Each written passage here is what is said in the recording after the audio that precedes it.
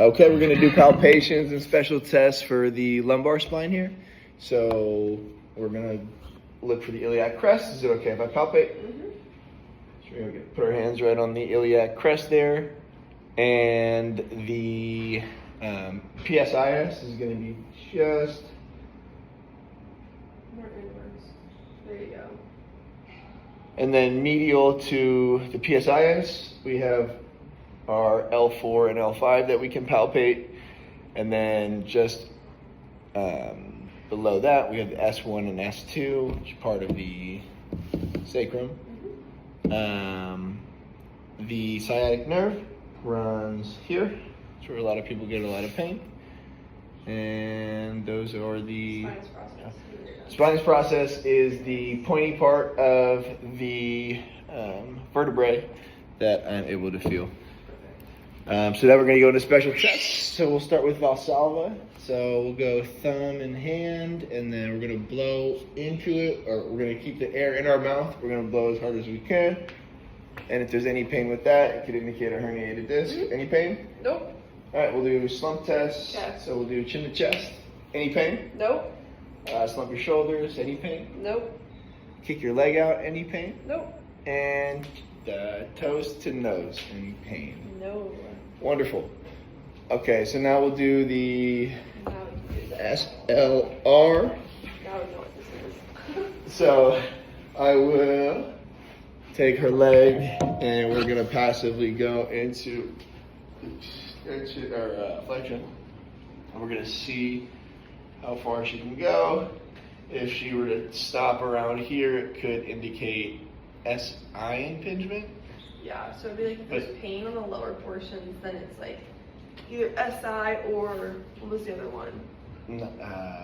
Sciatica. Sciatica. Or disc involvement. So like the lower ranges are those, and then as you continue to go up, if it's less than like 70 degrees, it's hamstring So tightness. this is obviously just a little Yeah. bit of hamstring tightness. And then I'll do it on the other leg.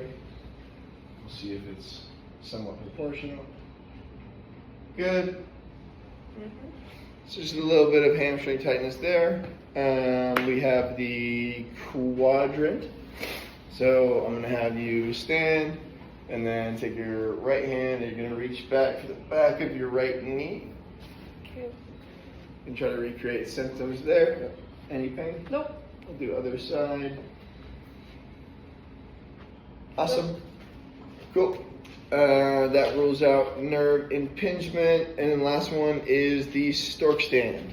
So I'll be right behind my patient, and then I'm going to have her stand on one leg and then have her lean back into me, and I catch her just like that. Mm-hmm. Any pain with that? Nope. Means her vertebrae is Spring good test to is the go. last one. Spring test, finally. I'm going to have her face down, and I'm going to use my dummy thumb, find a vertebrae or spinous process, and then I'm going to push down. If it does not move, that shows hypomobility. If it moves a lot, that's hypermobility. So let's find one. Kind of like that. Yeah, it was pushed down like that. Sorry, I should have warned you. Looks like that's got a good amount of bounce back, but not too much. I'm going to say that her spine is doing great. And that's the L spine. Thanks. All right, guys, we're going to do palpations and special tests for the CNT spine. So first, we're going to find C7. Have her kind of bend her neck down a little bit. The most prominent vertebrae we see right here is going to be C7. And then we're going to find the inferior angle of the scapula. So we'll go down the medial border and find that inferior angle.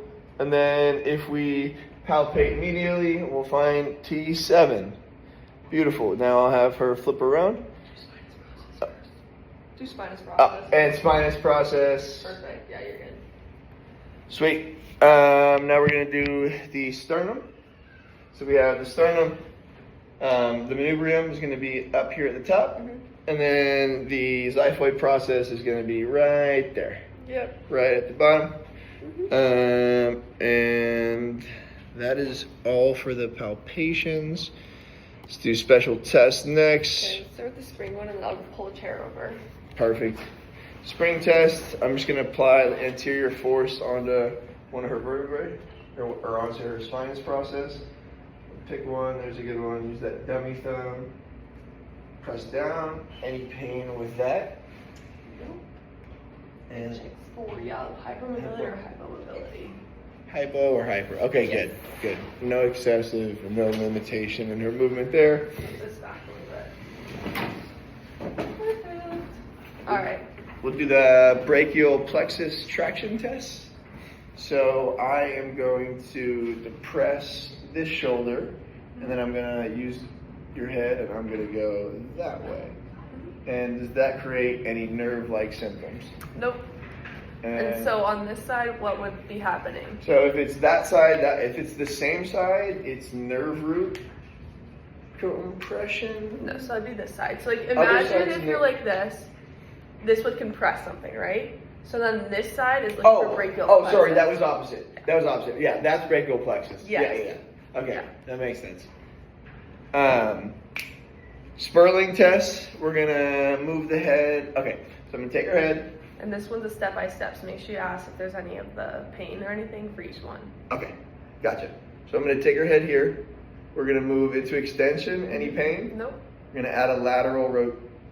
I think it's this way, like that, and then that. So Any no. pain here? Mm-mm. And then we're gonna rotate. Any pain? Nope. So extension, lateral flexion, and then Mm-hmm. lateral rotation, and then cervical compression test. I'm gonna press down on the top of her head. We're looking for facet joint dysfunction. Mm-hmm. Push down. Any pain? Nope. Awesome. Perfect.